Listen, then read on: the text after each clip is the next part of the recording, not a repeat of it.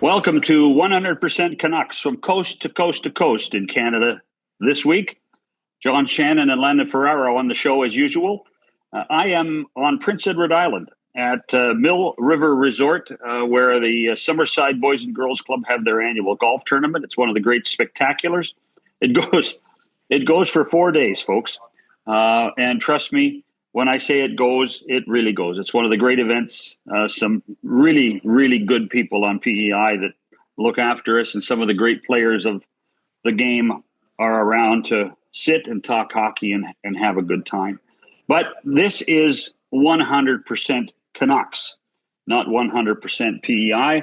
And tonight, when we get back, Landon will join us a little later on, and we'll talk about his life as a draft pick and what he went through at the Combine. But first, we talked to Braeden Cootes, the number 15 pick overall in the 2025 draft by the Canucks from his house in Sherwood Park, Alberta. That's Braeden Cootes, then Landon and me on 100% Canucks. All right, listen up. Today I want to talk about giving 110%. Giving 100% means giving everything you got. Giving 110% means giving 10% more than is humanly possible. If we're going to win as a team, we need 100% of you guys giving 110% 100% of the time.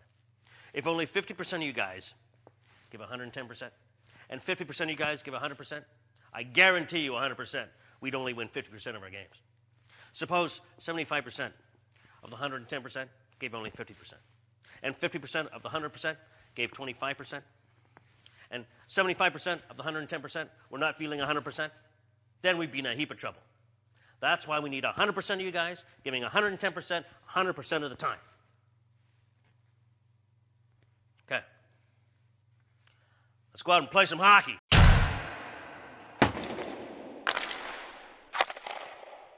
Welcome back to 100% Canucks. John Shannon here. Landon Ferraro will join us in about 20 minutes. I'm joined now by the 15th pick overall in the 2025 draft, Braeden Cootes, Sherwood Park, Alberta native, and a Vancouver Canuck. How does that Vancouver Canuck title sound to you, Braeden? Sounds pretty cool. It's still doesn't even, it's still doesn't feel that real, honestly. It's pretty cool. Just trying to soak it all in, but yeah, it's obviously it's really cool. What's life been like since the draft? It's been good. Just trying to train as much as I can, get on the ice. Obviously, being in the gym as much as possible, and then getting ready for the World Junior Camp. So yeah. So there's a few other young guys in and around the Edmonton area. Who are you training with? Well, I train with Barry Butt. That's my off-ice trainer, and then I skate with guys like Matt Savoy, Dylan Gunther, Goalie, kind of guys like that. So, yeah. Now, who's asking more questions? Are you asking them more questions, or are they asking you? No, I think I'm asking a few more. So. I mean, so a guy like Caden Goalie, kind of cool. I first of all, I think he's a pretty good defenseman. Yeah. What's he able to tell you about life in Montreal or life in the NHL? I mean, just how hard it is. I mean, I haven't really asked him too much about it so far. Just been skating with them now for a week and a half, 2 weeks since I've been back. So, but yeah, I mean, when you skate with guys like that, you just see how hard it is, that, what level you have to get to. And, everyone in the NHL is as good as that. So it's just that hard to make it. Take me back to Buffalo and the Combine. Obviously there's the fitness workout and all the testing. How many teams did you interview for? 27. Wow. That would have been you would have been at the top end interviewing for teams then. Yeah, it was a lot of repeating yourself and saying a lot of the same things over and over, but it was still really cool. You gotta meet a lot of cool people that work in hockey. So yeah, it was lots of fun. I'm curious. Was there a question that you wondered, why the heck are they asking me that? Not really. I think Ottawa, they asked me to tell them a joke, and I just simply I didn't have one. I'm not. I didn't know what to say. Honestly, I couldn't think of anything. And so, what when you left the Vancouver interview with all those guys, what was your thought process? Yeah, it was good. I mean, I went for dinner with them the night before, so it was just kind of seeing them again. But yeah, it was good. It wasn't nothing too crazy of questions or grilling me, anything like that. It was just asking me about my personal life and how I am as a player. But yeah, it was really good. Well, okay, let's just carry that on. I don't care about your personal life. What kind of player are you? I would say I'm a 200-foot centerman that competes really hard and has a good hockey sense and good skill. And just really competitive guy that wants to win and is a leader as well. So I think I'm just really overall a complete player. Where does that leadership come from? When are you one of those guys that was when you were 8 years old, you were organizing stuff? Yeah, I mean it's pretty natural. I mean, probably the way I was raised too, and also just trying not to be someone you're not, just being myself. I'm not the loudest person in any room, but I'll speak up obviously, and I'd say I lead by example with just how I work. And what's life been like for you in Seattle? Been great. Yeah, I love it in Seattle. Plans to go back there next year, and yeah, I love my coaches, management, my billets, teammates. Couldn't ask for a better place to play. It's funny now. Seattle's become such a hockey hotbed when you think that the Thunderbirds, your team, is there. Obviously, the Kraken have taken over. The Silvertips and Everett aren't that far away. You're not going to a place that you feel like you're an island and not in the hockey world, are you? No, not at all. There's, a ton of people love hockey there. Like you said, with the Kraken, it's gone really big. I think we have possibly the best fans in the league. I mean, you could ask anybody when they come play us. It's a pretty crazy building. It's loud. They're so passionate. So yeah, it's tons of fun playing there. Now, tell the truth. You sneak out to Seahawks games? No, I haven't actually. What? How does that work? I want to. I probably will this year though. It's just we don't have much time at the start of the year. It's really busy, so try to get out this year. Have you become a Seahawks fan though? A bit, yeah. I mean, to be honest, I'm not the biggest, football knowledge guy. So it's all right. Same with baseball. Same with baseball. So I've kind of just taken over, with the Mariners and Seahawks. So yeah. Hey, so that leads me to a question: is being fully consumed with this sport just dominate your lifestyle? Yeah, it is my life. That's for sure. I mean, I love it. There's nothing else I want to do. But at the same time, you have to, disconnect here and there to have a healthy mind, I guess you could say. I love to golf. That's a big one. Wake surfing too, going out to the lake. But yeah, my whole life's pretty much all 95% of it is just all hockey for sure. What's your handicap?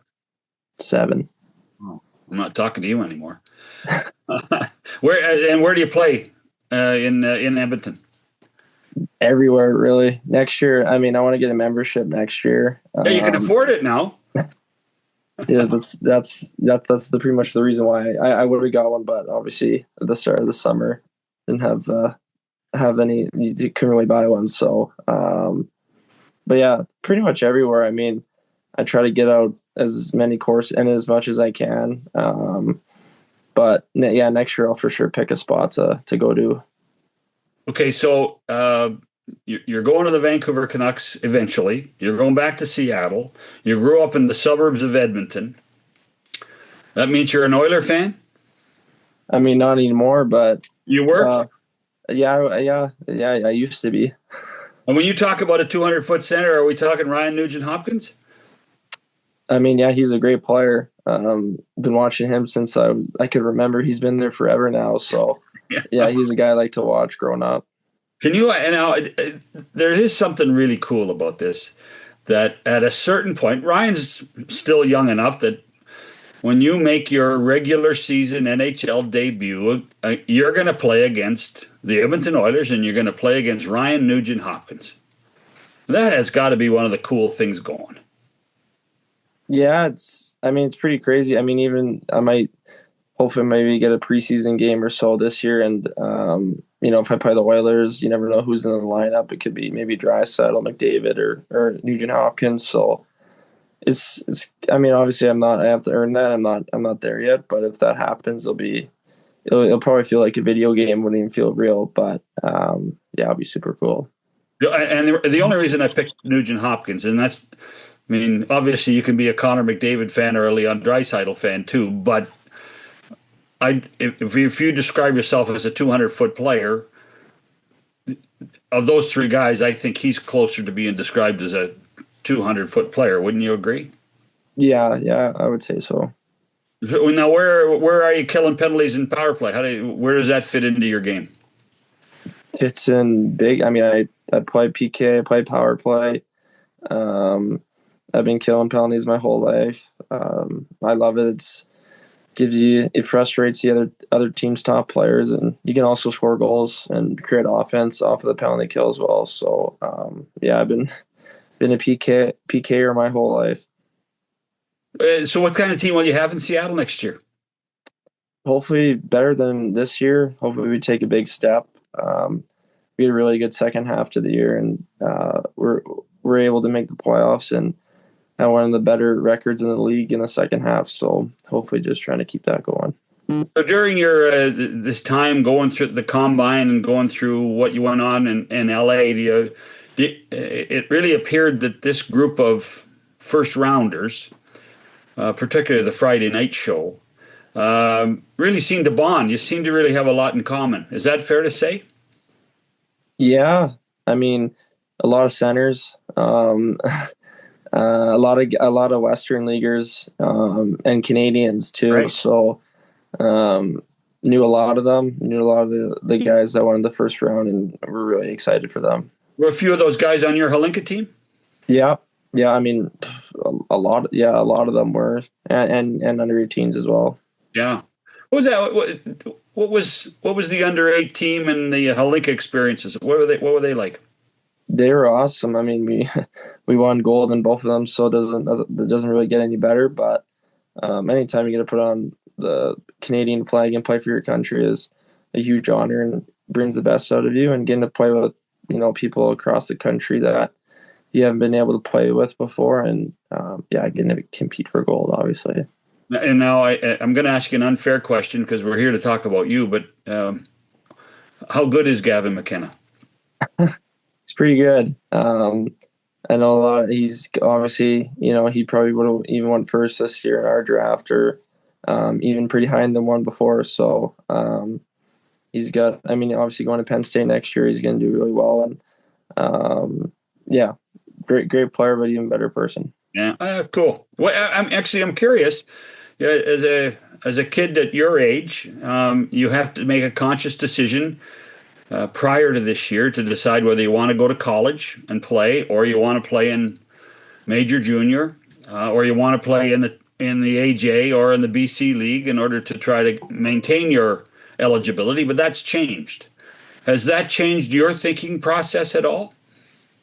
No, not really. I chose the WHL for a reason, and it hasn't disappointed me one bit. Going to Seattle, like I said, was one of the best things that could have ever happened to me. Once the rule changed, I looked into it a little bit. Just, you want to make sure you look at other options, but it didn't really interest me too much at all, honestly, and wanted to stay in Seattle. And I'm sure there was a few universities and colleges phoning too, right? Yeah. There's a few, yeah. You can't tell us it was Michigan State? Maybe. I don't know, because my agent, I just told him to stop even responding. So I didn't really care too much, to be honest. Actually, so that's a curious thing. Jerry Johansson's your agent.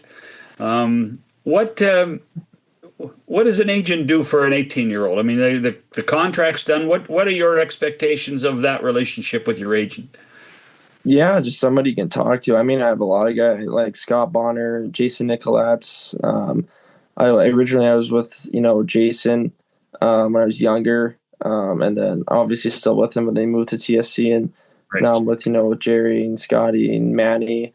I kind of have a whole crew that help me out, and just somebody that's there for you, in your corner that will go to battle for you, defend you, and try to help you be the best player you can be. So when the phone call came saying you had a new contract, what was that like?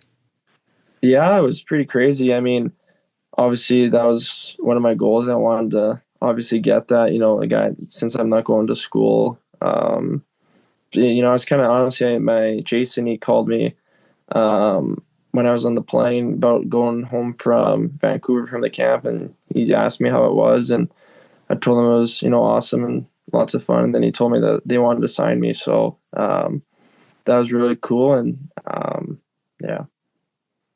What was camp like? What did you figure? What jumped out at you as something that, gosh, I'm a member of the Vancouver Canucks. I mean, the whole thing, when you just show up and you casually meet the Sedins and, like everyone there, the GMs, you're in the locker room, at the arena, which you're not a fan anymore. You're like a prospect. You're like one of the players. So it's a different feeling for sure, and something I'll never forget. They have cooking lessons for you? Is that what did you do? What did you do? Yeah, we did like a little cooking contest kind of thing, which is something different. And I've seen a few other teams do it as well. So something, to kind of, I don't know, learn how to cook, I guess, a little bit, and competition. When you're in Seattle, you rely on your billets too much. How is your cooking? It's not terrible. I mean, I cooked, the standard things, some pasta, eggs, but nothing, steak, burgers, all that. But I wouldn't call myself a chef, but yeah. Yeah, and you talked about meeting Daniel and Henrik. I need you to be fully honest and transparent.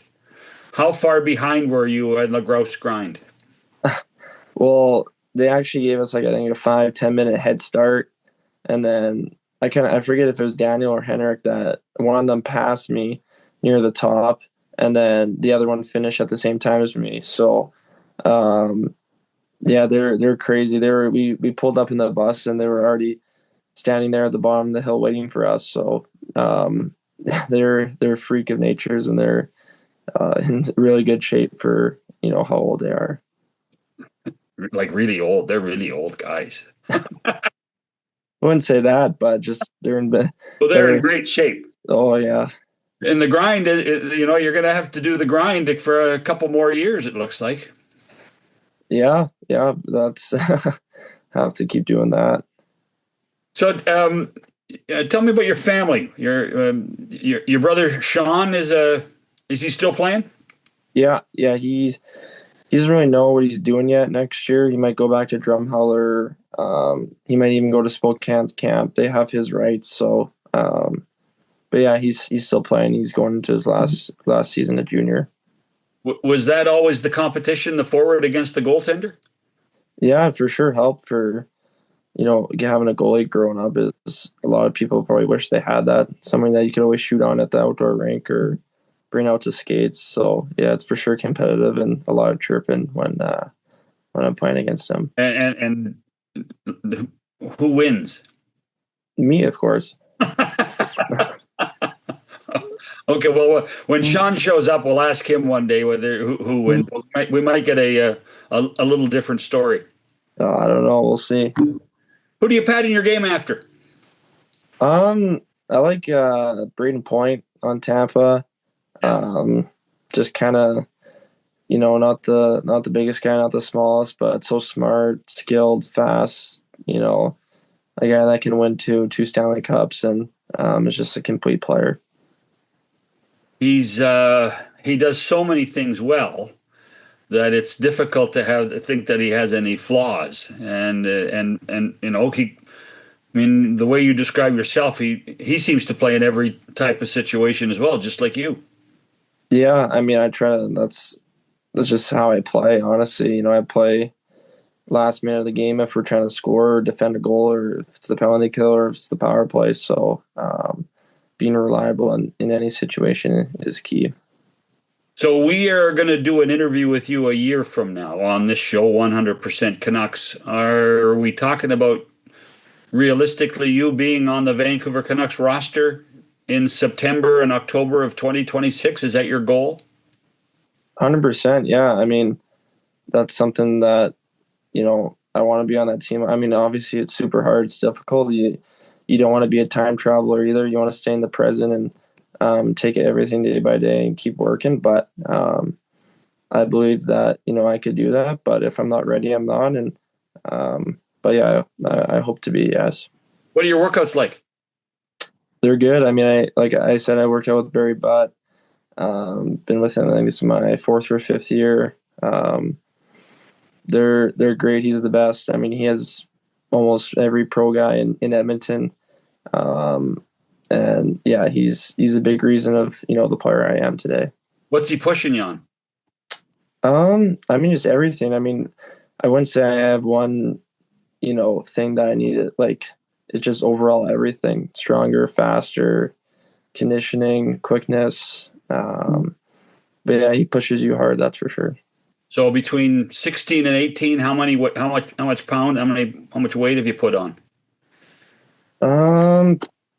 The end of my 16-year-old season, I think I was 170 pounds, and then I'm 188 right now. Wow! And how much have you grown? Oh, two inches, I'd say. Yeah, and you probably got a couple more to go, right? You'd hope so, yeah. That's the magic of being an 18-year-old again. You still got some. You got some time to grow. And by the time you get to the NHL, do you have to be a 200-pound guy, or do you play a little lighter than that? I think I can be. I mean, the way I play is pretty, in the middle of the ice and in the corners. I don't play a soft game by any means. So, but I think just my body, I take really good care of myself with training and diet and all that. So I think I can for sure play at 200 pounds. No 5 guys?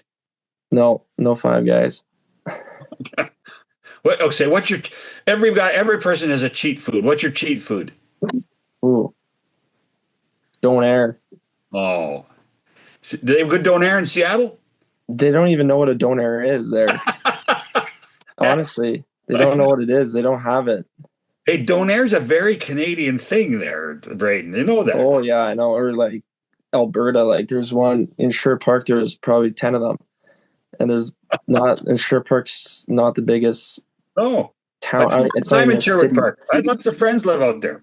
Yeah, no, it's very popular here though. Yeah. Well, there's one on every corner in Toronto too, and all over the Lower Mainland when you get there. So that'll be. But just for the record, all the NBA players that move to Toronto love Donair. They think it's one of the great things. So you're not alone in loving Donair when it comes to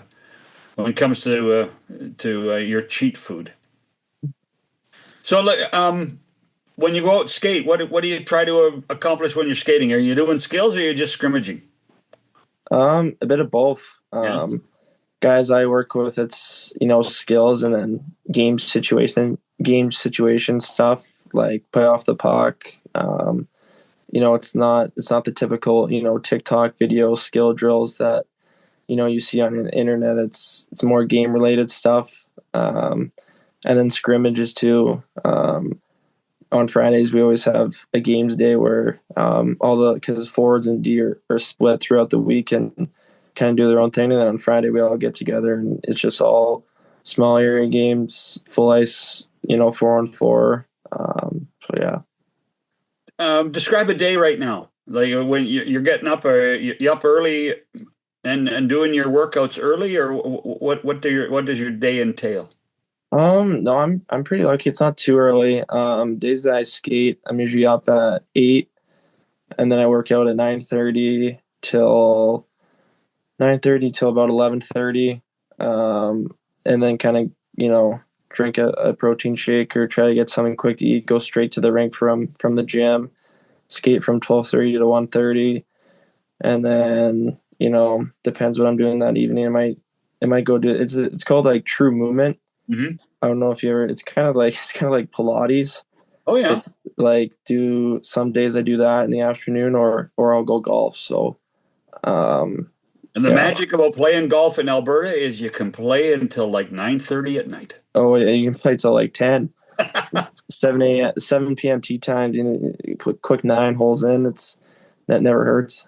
That's cool. Well, listen, I'm really excited for you. This is and I saw your family at the draft. They must have been thrilled. But this is. Some people think the draft's a celebration, but really, in many ways, it's just the beginning, not the end. Correct? Yeah, it's just you just get a hat and a jersey, really, and an invitation to camp. So it's what you do after. So when you actually you just tweaked me to a simple trivia question because I'm a bit of a trivia nut. Oh. When you get to the NHL, no, I won't. Don't worry, no questions. Oh, when you get to. Well, if it was, I'd make it easy on you. I'd ask an Oiler question, because I know you know the Oilers better than the Canucks right now. So, when you get to the NHL, what number would you want to wear? Probably on 86. Just keep the number I have now. It's been working, so sure. Yeah. Well, remember that when you're wearing a regular 86 3 years from now, when you're on a regular line for the Vancouver Canucks in that Western Conference Final. How's that? Sounds perfect. Yeah. That's Braeden Cootes, the number 15 draft pick overall in the 2025 draft, a member of the Vancouver Canucks. I'm John Shannon on 100% Canucks. Landon and I'll be back after this. Welcome back to 100% Canucks. Landon's back. Landon was AWOL for the interview with Braden because he was a bigwig in New York City last week, but that's okay. We'll forgive him. Listening to Braden talk about his experience at the Combine and what's gone on in his life since being drafted, Landon, a little bit of deja vu? A little bit. As soon as I heard him say he had 27 interviews, I just started laughing to myself because I had 27 myself. And I remember, they're all stacked back to back to back. And, you want to make a good impression. You want to make sure you get your best foot forward. I was sweating buckets in Toronto trying to get through that. And I remember I switched suits twice. I brought 2, but I did a couple. I was sweated through that one, went back to my room, quickly put the other one on. I had to do it again a couple after that. It's a lot to go through, but it's such a cool experience. What do you think you learned about yourself going through the whole interview process? Forget about the fitness stuff. The fitness stuff is, you guys are all machines when it comes to looking after your bodies and staying in shape. But what do you think you learned about yourself when you're going through that interview process? I think the biggest thing is just trying to learn to be comfortable in different situations, right? Like some of the teams you'd go in and they'd talk a little bit of hockey, but it would mostly just be kind of having a conversation, and it was a bit easier. Then you'd have teams that you go in and you'd be sitting in your seat, and everyone, the 12, 13 adults in there would be sitting on the other side of the table, just peppering you with questions. And, I also when Braden was saying that, one of the teams asked him to tell a joke, I didn't get that one, but with Boston, I got there and it was my very last interview and it was theirs as well. And they kind of just looked at me and said, we're pretty tired and we've asked a lot of questions. How about you run the interview? And I remember just sitting there, it was a deer in headlights, and I don't know where I thought to say it, but right away I was just like, I'm going to be honest, guys, I'm pretty tired as well, so I don't really know where to take this meeting right now. By the end of the interviews, did you have a sense of who was going to draft you or where you would go in the draft? I had a couple different interviews that I thought went better than others. Not even that they were better, just it felt like it felt right. It felt like they were happy with my answers and could tell that I was being sincere. I wasn't just trying to put on a front to impress them. But it's funny, like none of those teams ended up taking me, and it was Detroit that, to be honest, like looking back over that time, like I don't even remember the meeting with Detroit.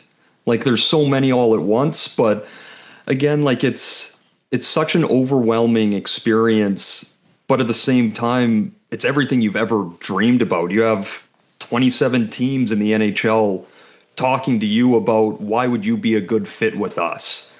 And, again, like just even talking about it now, like it brings back some memories of like the jitters, but so much excitement. You have, your entire career in front of you. Like it's a really exciting time. And in talking to Braden about what it's been like since the draft, how long does it take you to get into the realization, holy smokes, I'm now going to try to earn a living for a long period of time playing the game I love, so I better get back in the gym. I better get back on the ice. Is there a time to celebrate?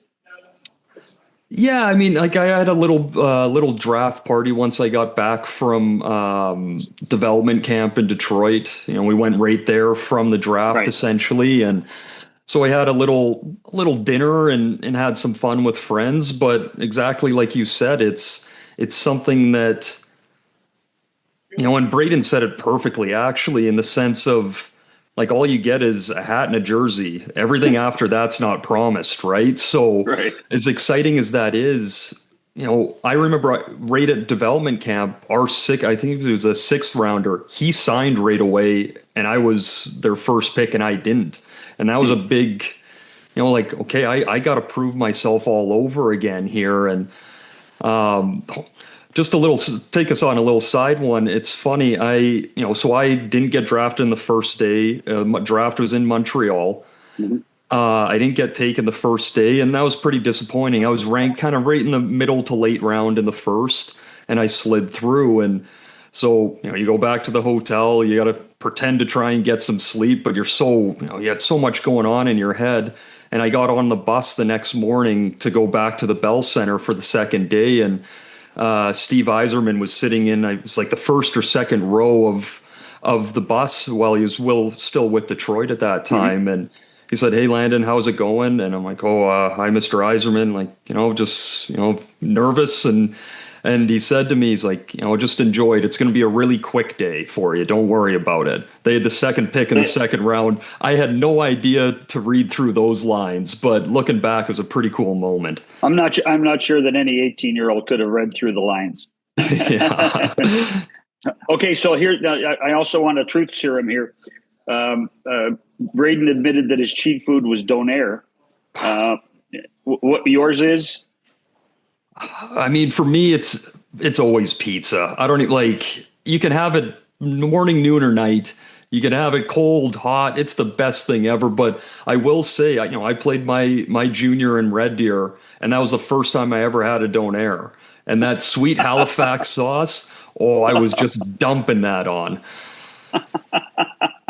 Very Canadian thing, Donair. Very Canadian. Yeah, I was very happy when I got told about that. Okay, so a couple of the different issues. This is the first time we've chatted since Arthur Sheilov has been traded.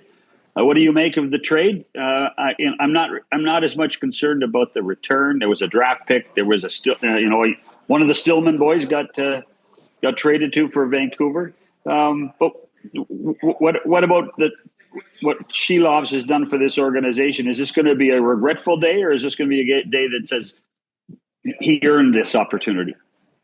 I think it's more of a he earned this opportunity. And, you look in Vancouver, they have Demko, they have Lankin, and, you're not beating one of those out in training camp. So he's going to have waivers. And so there's all that. But at the same time, like I remember when I got put on waivers and moved, and Kenny Holland told me, and Jeff Blashill, who was the coach at the time, like, you deserve to get picked up, and we want to see that happen for you. Like, there is a business, but at the same time, they've seen in Sheilov's a kid that has come in since he's been in the organization, and he's worked his tail off. He's done everything that's been asked of him. The coaching staff down in Abbotsford, they loved how he came in and really worked at his game and worked with Justin Pogge down in Abbotsford.